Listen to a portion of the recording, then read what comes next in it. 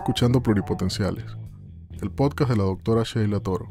Forma parte de una comunidad médica en la que se exalta cooperación en lugar de competencia y escucha voces auténticas que relatan historias de resiliencia, perseverancia y reinvención.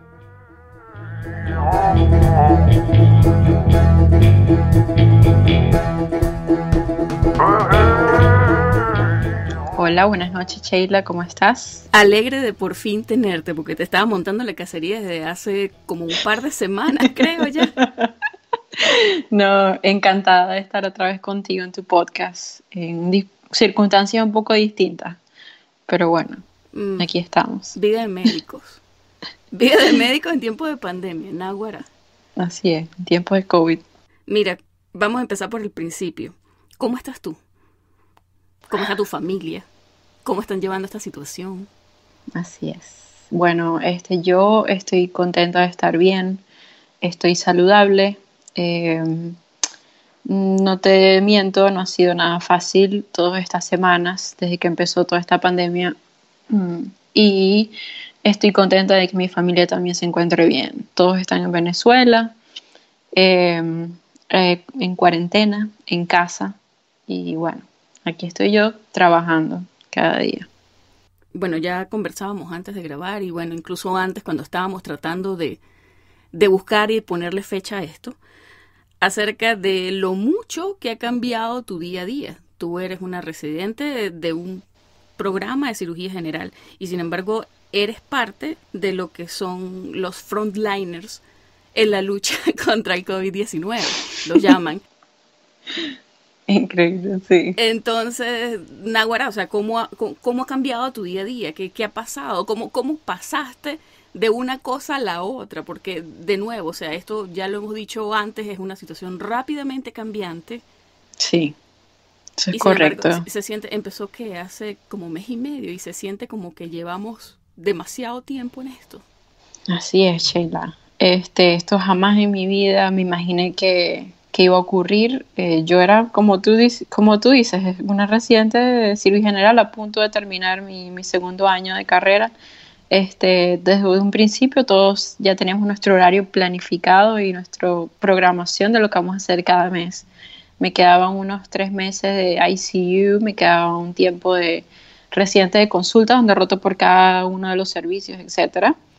Pero desde que ocurrió todo esto de la pandemia, de la noche a la mañana, todo se volteó.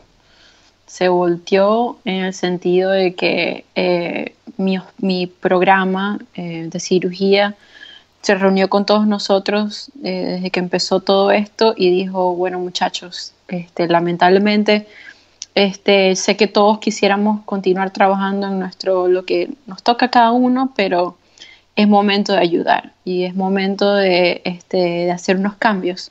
Y así pasó. Nuestros horarios pasaron de tener todo planificado de aquí hasta el terminar el año académico a un horario cambiante que prácticamente varía cada semana, cada 3-4 días a veces. Mi horario cambió básicamente a ahora tú vas a hacer ICU esta semana, 3 días en el día, después vas a hacer en la noche.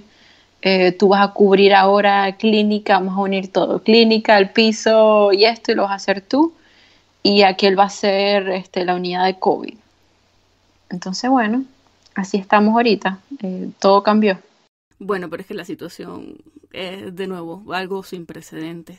Mira, el 9 tengo entendido que tú comenzaste a estar a cargo de una unidad de COVID.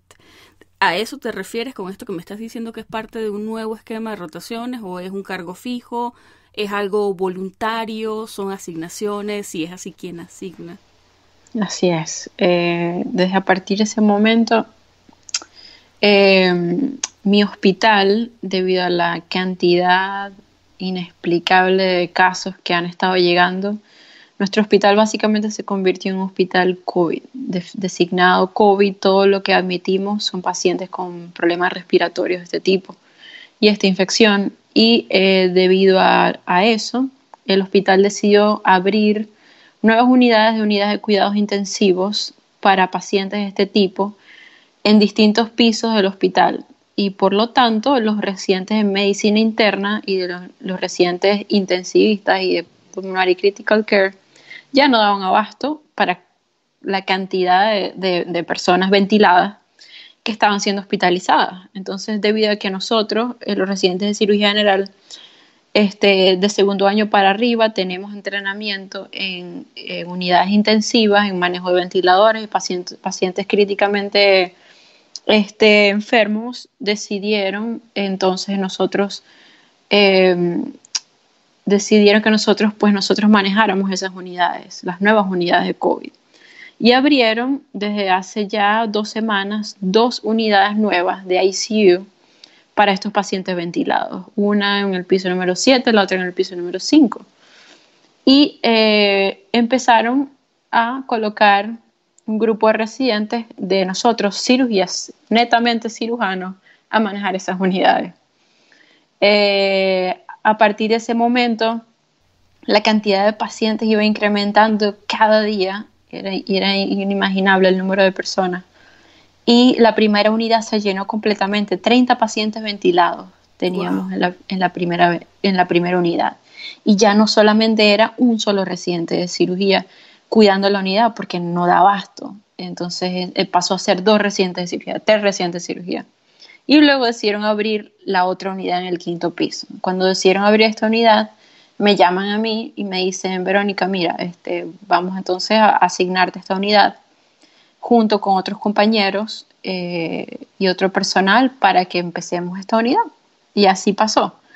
Empecé a trabajar en este nuevo parte del hospital y básicamente hasta ahora tenemos aproximadamente unos casi 20 pacientes ventilados. Verónica, entiendo que fue una decisión que tomaron y arrancaron a partir del 9 de abril.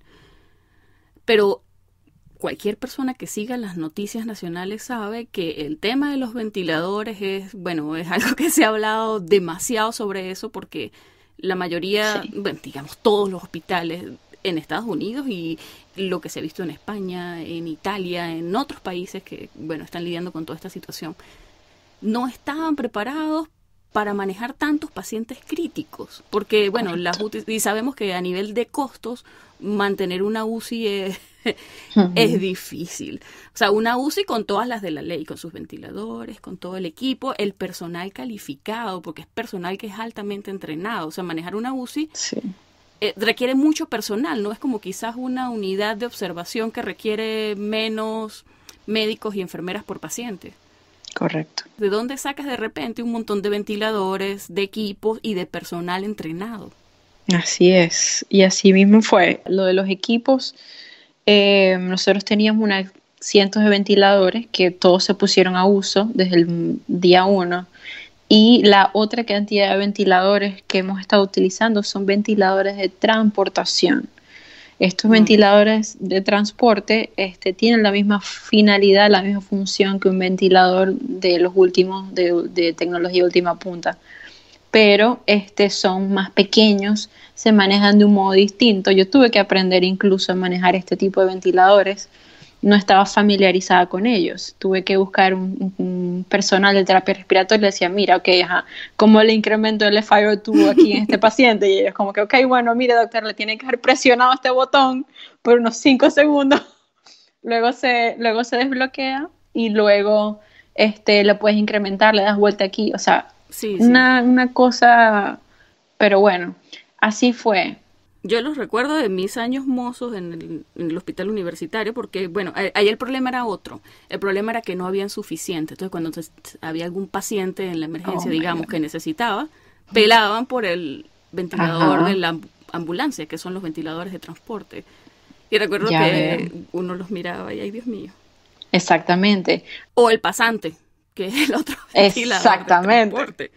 Pero estamos hablando de gente que va a necesitar ventilación por mucho tiempo. Por muchos días, correcto.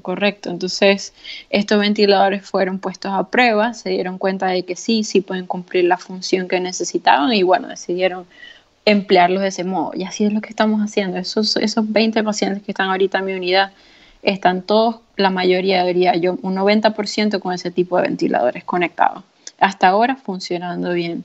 Hace unos días yo vi que tú en Instagram estaba, bueno, y en el grupo de médicos venezolanos estaban buscando neumointensivistas para ver si probaban o podían, no sé, supongo que darle luz verde a utilizar equipos para BiPAP como ventiladores. ¿En qué paró eso?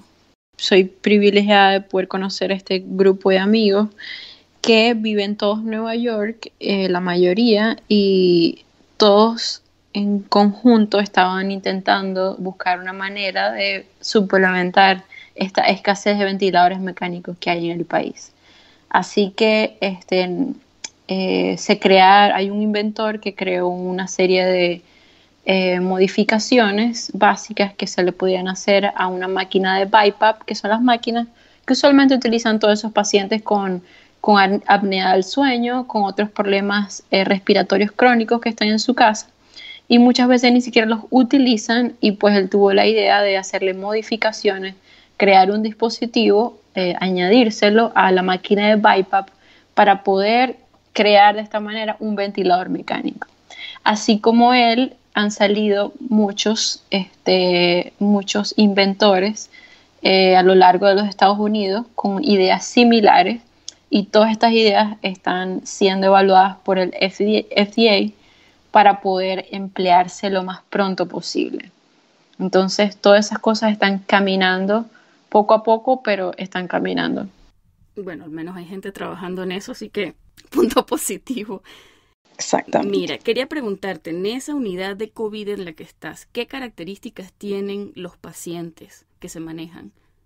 Sí, mira, te puedo decir, Sheila, que hay pacientes que son totalmente sanos, que no tenían ningún tipo de comorbilidades antes de ingresar al hospital, como hay pacientes con grandes comorbilidades como obesidad, problemas cardiovasculares y respiratorios que le añaden peso a su patología de COVID. Hay personas jóvenes como tú y como yo, hay personas en los extremos de la edad, hay niños enfermos, hay embarazadas enfermas, y hubo un punto donde incluso nosotros, porque tú misma te debes imaginar, nosotros teníamos pacientes de todo tipo antes de esta pandemia. Teníamos pacientes de cirugía, teníamos pacientes de obstetricia, de todo. Y muchos de esos pacientes, antes de la transición, donde tuvimos que evacuar a la mayoría de estas personas donde pudiésemos, muchas de esas personas quedaron infectadas también. Así que con menos severidad que los que estamos recibiendo desde afuera, pero ellos también fueron infectados. ¿Y qué criterios usan para ingresar a los pacientes en ese tipo de unidades?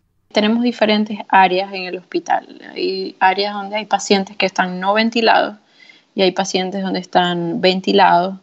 Hay unos donde tienen patologías más severas, aquellos que tienen muchas comorbilidades. Van directo a las unidades de MICU o cuidados intensivos de medicina, directamente con los especialistas en cuidado crítico pulmonar, y hay otros que van a unidades ventiladas como las de nosotros. Entonces, la mayoría, yo diría más del 90% de los pacientes que yo recibo en unidad vienen intubados, vienen sedados. La mayoría manejamos pacientes para el que conoce ventiladores con un PIP de 20 y un FiO2 de 100%, donde te enfrentas con un reto de cómo bajas esos requerimientos ventilatorios en esta persona. Es un reto grandísimo. Vienen muy enfermos. Lo más cumbre es que nosotros somos, como sabes, residentes de cirugía general, y hemos visto un incremento en la cantidad de consultas de emergencia que hemos tenido a lo largo de todo el hospital en pacientes con barotrauma. Entonces, lamentablemente los pacientes necesitan ese tipo de soporte ventilatorio, y la única manera de que los mantienes vivos es con esa cantidad tan elevada de ventilación mecánica, 100% de FiO2, PIP of 20, PIP of 18. Entonces, ¿qué pasa? Barotrauma como resultado.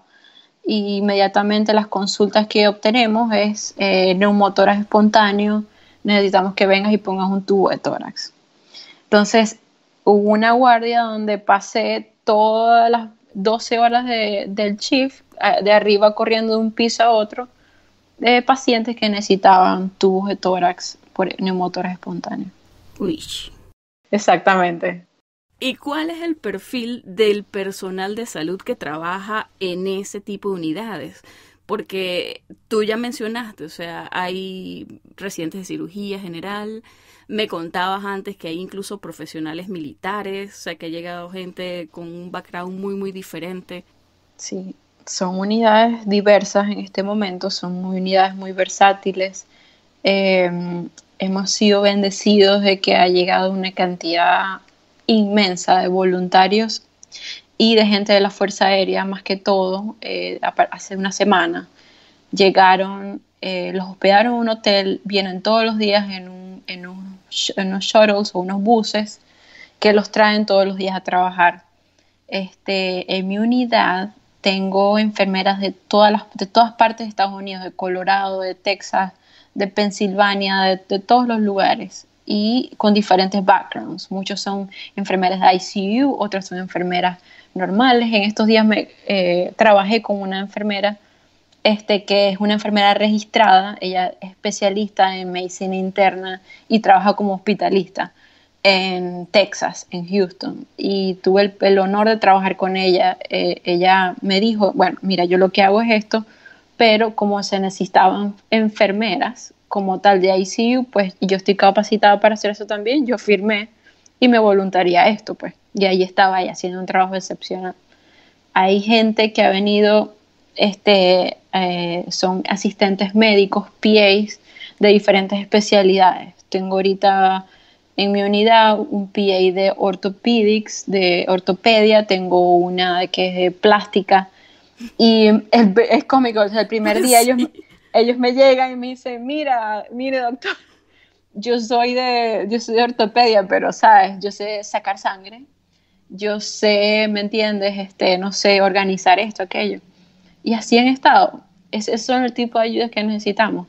Nos ayudan, las enfermeras están tan abrumadas por la cantidad de pacientes que hay, la cantidad de trabajo, de administración de medicamentos y de cuidados específicos a esos pacientes, que no pueden hacer las otras pequeñas cosas de su trabajo. Entonces todas estas personas han ayudado a descargar un poco ese labor. Entonces ellos van, los 20 pacientes agarran y les sacan la sangre, otros hacen los ABG, otros agarran y los ayudan. Los hemos enseñado a succionar a los pacientes a través del tubo endotraqueal, como las terapias respiratorias, como que esa era su función. Y así hemos aprendido, todos hemos aprendido nuevas cosas. Y bueno, en estos días sorprendí en medio de la madrugada, a las 2 de la mañana, se me aparece una residente de obstetricia y me dice, mira, vale, yo soy residente de obstetricia, pero yo estoy aquí para ayudar. Y yo, bienvenida, por favor, tome una aguja y una inyectadora y empecemos a sacar los laboratorios de toda esta gente. Y así hemos hecho. ¿Y están trabajando en turnos de cuántas horas? Porque es mucho trabajo. Ya sabemos, o sea, tampoco puedes tener gente que esté extremadamente cansada a cargo de pacientes que están críticamente enfermos. Correcto. Por eso mismo, por eso que tú acabas de decir, nos han limitado a trabajar 12 horas corridas, de turnos de 12 horas. Ya, por ejemplo, las guardias de 24 horas no las estamos haciendo solo 24 horas cuando son guardias de cirugía, porque todavía nosotros hacemos guardias de cirugía y tenemos nuestros pacientes quirúrgicos también, los que son de pura emergencia o trauma, que no se pueden deferir a otros hospitales, pues nosotros los atendemos. Y de alguna manera, después de la cirugía o después del cuidado que se les otorga, pues intentamos enviarlos a otro hospital. Es que debe ser toda la logística supremamente complicada. O sea, el hecho de que ya estén designados como hospitales, digamos, exclusivamente para tratar COVID, digamos que debería en teoría hacerlo un poco más fácil, pero si todavía están manejando pacientes de emergencia que no son COVID, pues tienen que separar el flujo de pacientes para que, bueno, no haya contagio de los que no están enfermos, bueno, de los que no tienen COVID. Entonces, ¿cómo están manejando ese flujo? Sí, mira, todo eso ha sido, la primera semana fue un caos, no te voy a mentir. Ya que han evolucionado a partir de los días, ha estado un poco mejor. Y es de verdad que todo el mundo ha intentado hacer un trabajo excepcional en el hospital con respecto a eso. Hay en la emergencia, debido a la cantidad de pacientes COVID que hay, han utilizado partes o áreas de la emergencia para mantener pacientes ventilados allí como una ICU. Es como una unidad de transición. Cuando se abre una cama o cuando se abre un espacio para ellos, en las unidades hospitalarias de los pisos, pues se suben y se transportan esos pacientes. El área de la emergencia, que era usualmente donde veías todos los pacientes, medicina interna, pediatría, cirugía, etcétera, ortopedia, ya solamente COVID. Ahí había otra área que era un área como de triaje rápido. Esa unidad se convirtió para pacientes que no son COVID. Eso por la parte de la emergencia. Una vez que el paciente pues se determine qué es lo que necesita, qué tratamiento de tipo de atención necesita, se toma la decisión. Bien sea el paciente está estable, por ejemplo un paciente quirúrgico está estable, pero necesita bien sea cuidados quirúrgicos de observación o cirugía de emergencia, pero el paciente está estable, entonces decidimos buscar, llamar a hospitales del área de Nueva York, usualmente en Manhattan, hospitales que no estén tan abarrotados de gente de COVID, a ver qué cirujano puede aceptar esos pacientes y los deferimos. En el piso, como te digo, la mayoría de nosotros tenemos 10 pisos. La mayoría de todos los pisos están llenos de unidades de COVID, entre pacientes ventilados y pacientes no ventilados. Así que como unidad como tal de pacientes que no tienen este tipo de patologías respiratorias son muy pocas. Solamente quedan para los pacientes, como te dije, de suma emergencia o urgencia que se necesite darles alguna atención inmediata. El llamado al público en general es que quien crea que pueda tener COVID, pero no tenga, bueno, digamos que el tope es dificultad respiratoria, se quede en casa, a no ser que de hecho se sienta demasiado mal o comienza así, tal cual, a tener dificultad respiratoria. Entonces llame primero al hospital para que sepan que va en camino, la persona llega. O sea, ¿cuál es el protocolo en ese momento? Sí, la mayoría de los pacientes que estamos recibiendo, de verdad que la comunidad ha sido muy receptiva con cualquier cantidad de medidas que se les han indicado seguir. La mayoría de los pacientes llegan a través de la unidad de emergencia, llegan en una ambulancia, ya se han hecho el triaje y ya sabes qué tipo de pacientes son. Los paramédicos que llegan con esos pacientes llegan completamente con su PPE, con su equipo de protección, y les hacen entrega de esos pacientes a la emergencia donde están ya asignados para las áreas de COVID. De allí el médico evalúa al paciente y determina si necesita quedarse o no. Hemos visto también pacientes que, bueno, como tú dices, tenían síntomas, suponte que no tenían dificultad respiratoria, pero se sentían lo suficientemente mal como para buscar atención médica hospitalaria, que en algún punto se trataron, se vieron, se determinaron que eran COVID positivos, pero en ese punto podían irse a casa. Y así fue, se enviaron a su casa para continuar recuperándose, pero hemos visto que muchos de esos pacientes también se han deteriorado en la casa y vuelven luego y son rehospitalizados y terminan intubados incluso.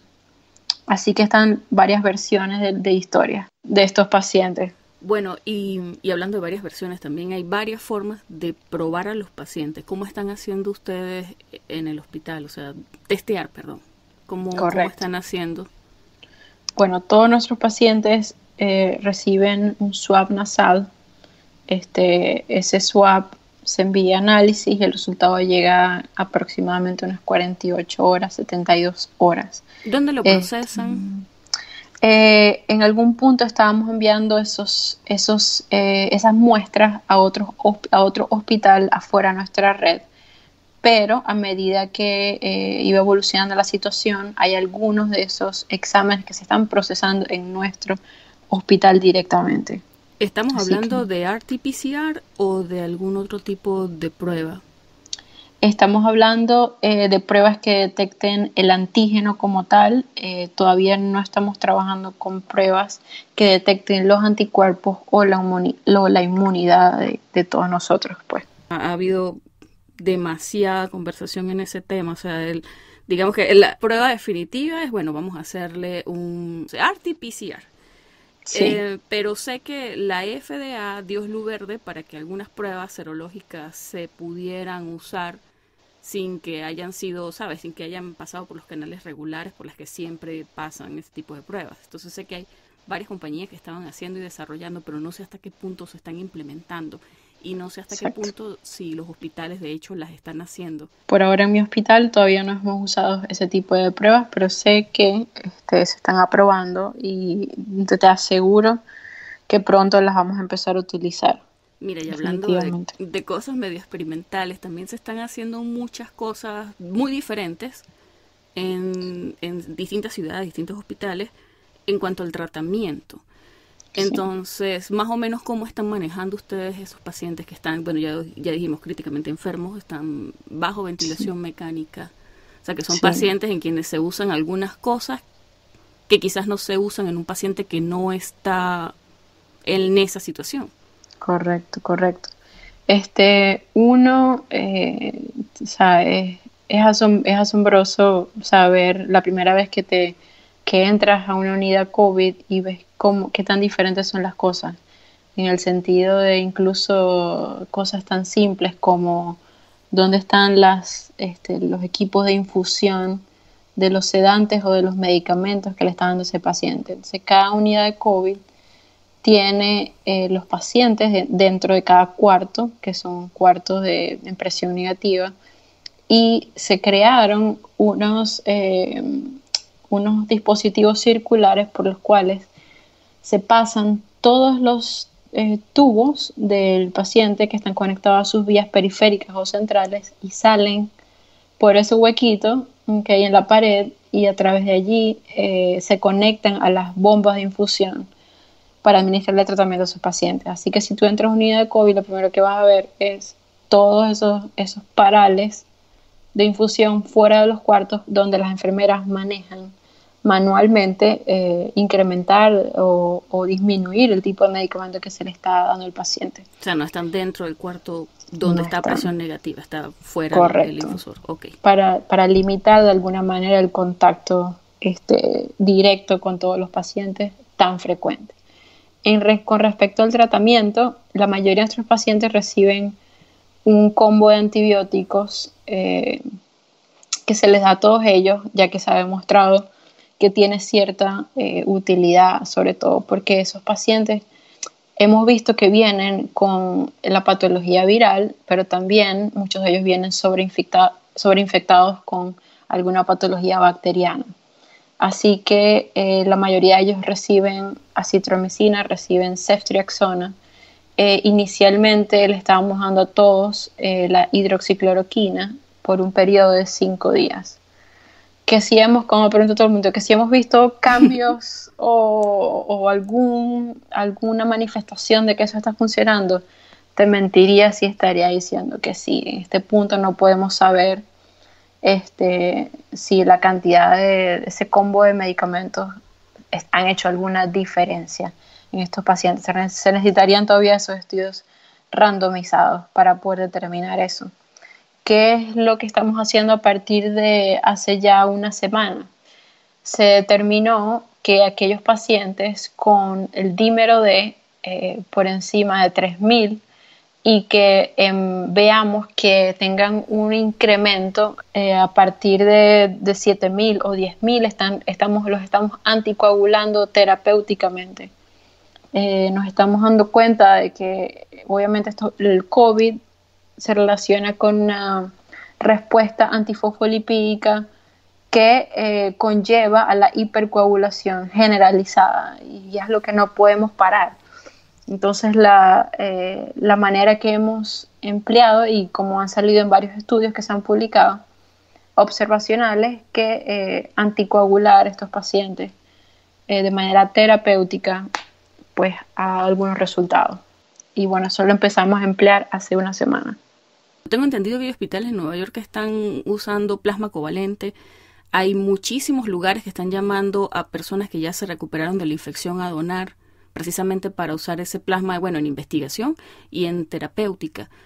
Sí, todavía no, en mi hospital todavía no estamos empleando el plasma. Sé que hay otros hospitales en Nueva York que los están haciendo en este momento.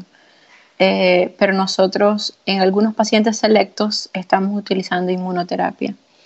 Inmunoterapia que bien sea era para pacientes con enfermedades autoinmunes o pacientes con cáncer, básicamente. Entonces el equipo de medicina está aplicando ese tipo de tratamiento en algunos de esos pacientes que ven algún tipo de características en los cuales sea beneficioso utilizar ese tipo de medicamentos. ¿Y qué tipo de medicamentos? O sea, cuando dices inmunoterapia, ¿te refieres a qué? Me refiero a, por ejemplo, medicamentos como bevacizumab o cualquier cantidad de ese tipo de medicamentos. Usualmente son en pacientes que tienen interleuquina 6 elevada o algunos marcadores inflamatorios sumamente elevados que puedan ser candidatos para ese tipo de medicamentos. Gran parte de el daño, entre comillas, que produce el coronavirus tiene que ver con la respuesta inflamatoria que genera. Pues hay muchísimas cosas que se están probando porque tienen bases teóricas, pero no siempre dan buenos resultados en la práctica. Correcto. Se está aprendiendo mucho en el camino. Así mismo es, así estamos. Pero bueno, estamos a 3 meses de que comience el año académico. Volviendo al tema del posgrado. ¿Qué se han planteado? O sea, en tu hospital, ¿qué se han planteado para estos nuevos residentes? Yo te decía, o sea, hay toda una corte de personas que están por llegar a llenar esos nuevos cupos de residencias, gente que está empezando, que hizo match en este ciclo y está esperando para comenzar pronto, están tramitando sus visas, cosas que ya dijimos, o sea, hubo unas noticias ahí que se tergiversaron al respecto. ¿Cómo van a incorporar a estas personas a este tipo de nueva rotación que es, entre comillas, un esquema todo nuevo que están como viendo a ver cómo funciona ahorita? ¿Qué han dicho en tu hospital que van a hacer cuando lleguen los nuevos residentes? Sí, es un tema todavía que está en proceso.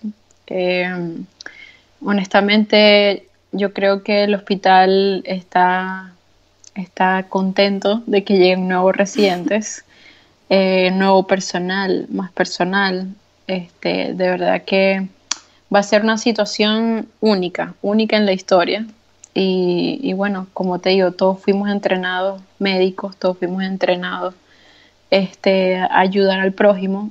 Así que, bueno, lamentablemente para algunos residentes que iban a empezar en sus rotaciones designadas, como cirugía, pediatría, ortopedia, lo que sea, probablemente van a tener que compartir cierto de ese tiempo tratando estos pacientes COVID hasta que la crisis se calme un poco.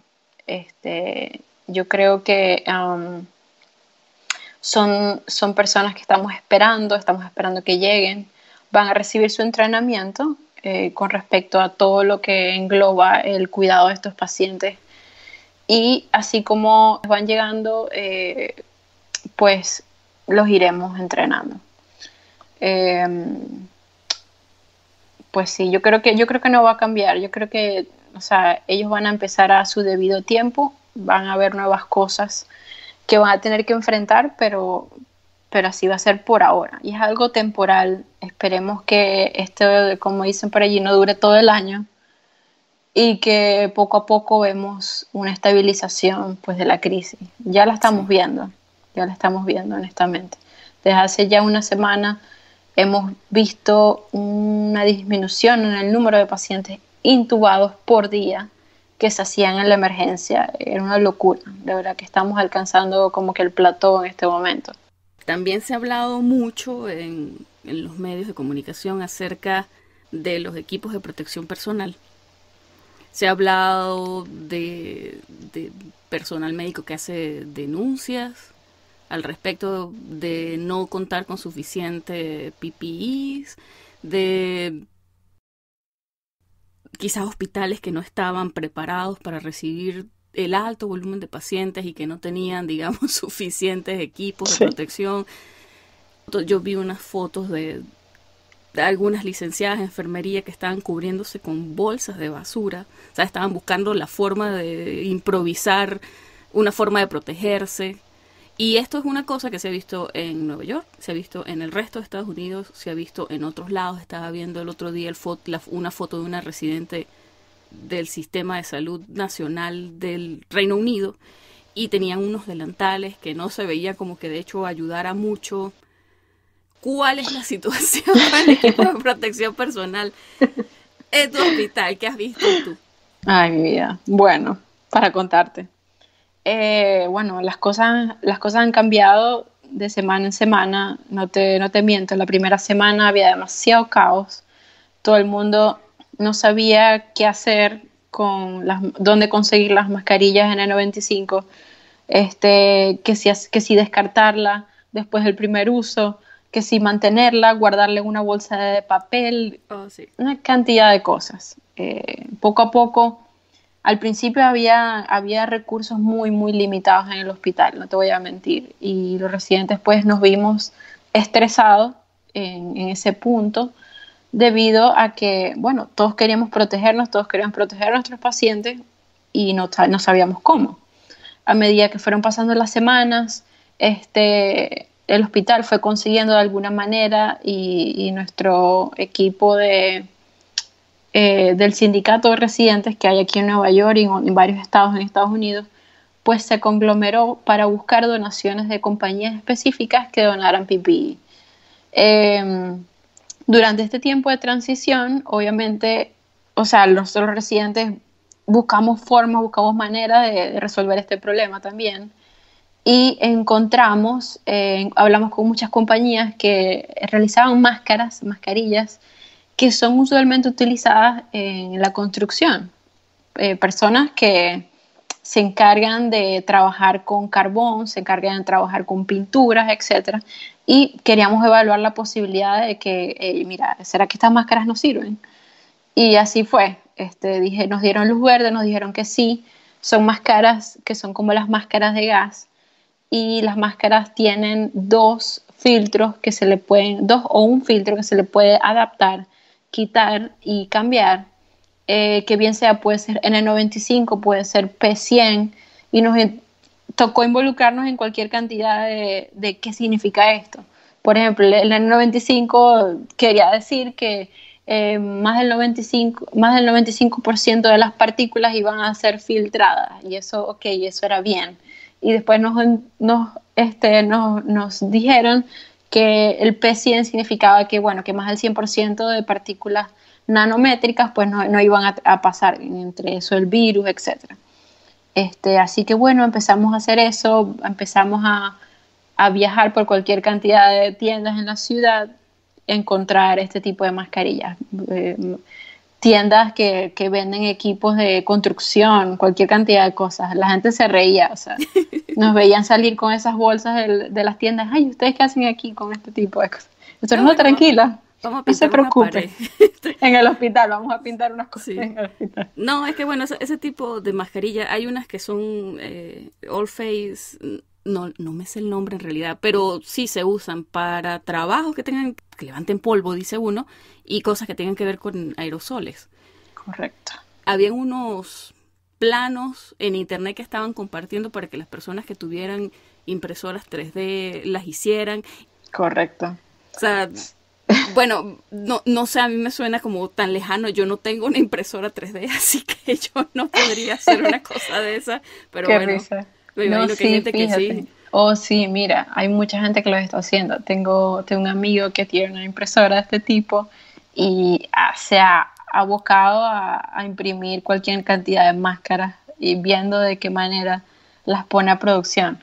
Por ejemplo, ahorita mismo tengo en mi mesa un plástico, es como un face shield, como de protección para la cara, que donó una cierta compañía, y básicamente es como que do it yourself, hazlo tú misma. Y, o sea, consiste en una liga, el escudo, y consiste de tres almohadillas que se colocan en la frente y básicamente uno mismo lo arma. O sea, cualquier cantidad de cosas. La gente se ha inventado, no te imaginas. Y eso es algo, pues, que me gusta recordar, me gusta ver en estos momentos de tanta negatividad y de tanta enfermedad y de tanto desasosiego. Es esto, pues, las personas en Nueva York y en cualquier cantidad de partes del mundo se ha abocado a ayudar de la mejor manera en que pueden. Mira, hay compañías que se encargan de alimentarnos todos los días. A las 6 de la tarde van y nos envían comidas que alimentan a todos los residentes del hospital. Es increíble, ¿verdad? Que me siento sumamente agradecida. Sí, hay muchísimas compañías que están haciendo lo mismo y se están abocando a ayudar, así que bueno, digamos Sí. que hay que ver, como tú dices, lo positivo dentro de todo lo malo. Y ya se sabe que esta semana supuestamente el plató. Sí, el plató que estamos esperando todos.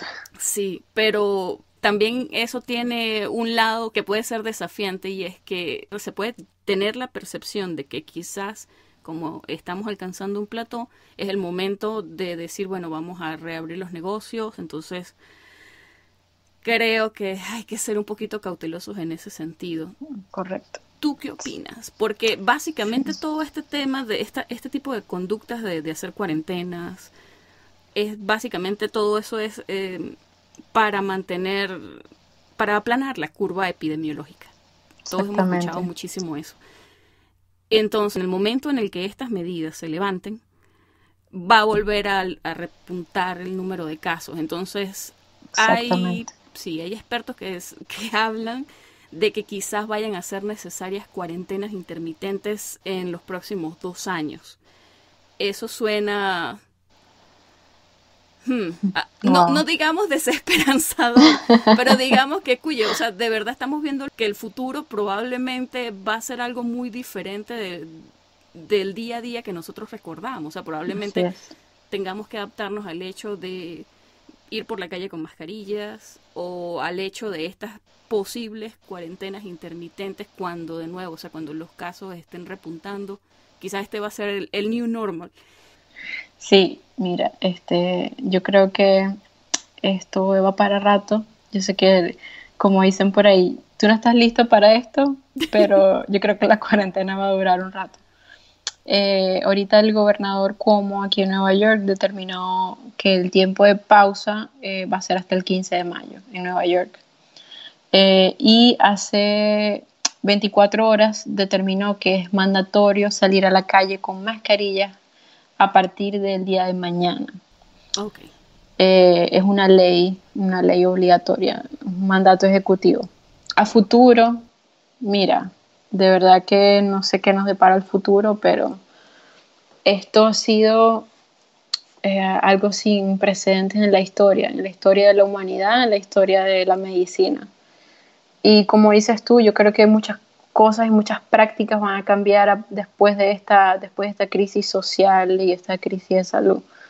Hay negocios que incluso están viendo de alguna manera cómo estar en cuarentena pues cambió las modalidades de sus compañías. Y ya muchos de ellos han dicho, bueno, mira, la verdad es que cuando pase la cuarentena yo estoy muy bien trabajando desde mi casa. O sea, mis empleados son felices trabajando desde sus computadoras y el trabajo se hace de la misma manera. Muchas dinámicas van a cambiar, la economía va a sufrir, eso lamentablemente es un hecho que no va a cambiar. Y así como dices tú, vendrán cosas que no estábamos preparados para poder lidiar, pero van a ser necesarias totalmente.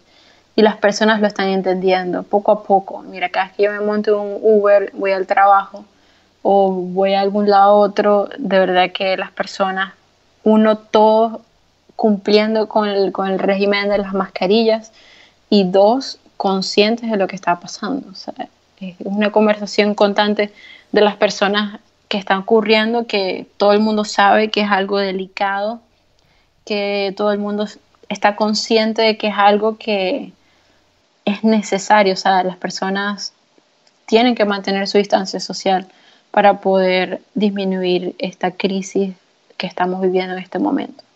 Y muchas personas han sido tocadas por esta crisis, eso es lo otro, y entienden lo que está ocurriendo porque lo han vivido desde cerca. Entonces, no sé qué nos deparará definitivamente el futuro, pero aquí continuaremos, pues no es la primera vez que ocurre esto en el mundo, como otras crisis, otras pestes que han ocurrido a lo largo de la historia, y la humanidad siempre ha prevalecido. Y ahora tenemos muchísimas más herramientas. Exactamente. Tecnología.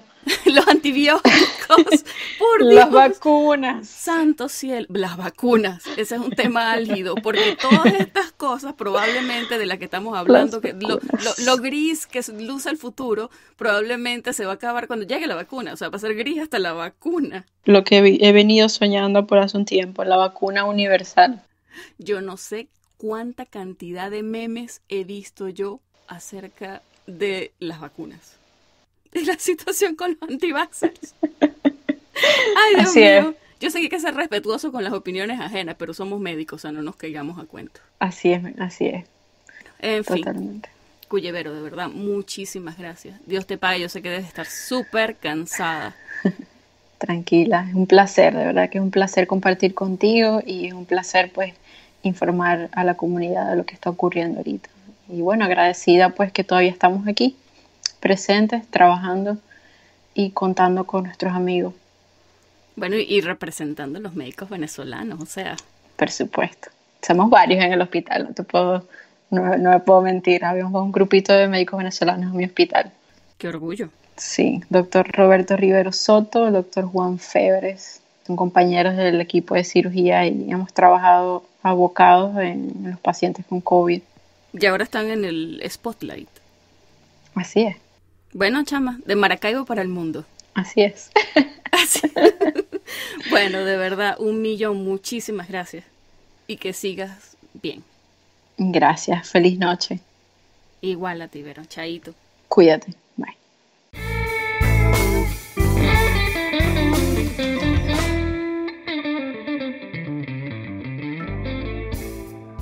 Esta fue la conversación que sostuve con la doctora María Verónica Rodríguez desde New York. Si te gustó este episodio, compártelo con tus amigos. No olvides que puedes encontrarnos en pluripotenciales.com y las distintas plataformas de streaming. Desde Mountain View, California, en los Estados Unidos, y deseándoles a todos lo mejor, se despide su colega Sheila Toro.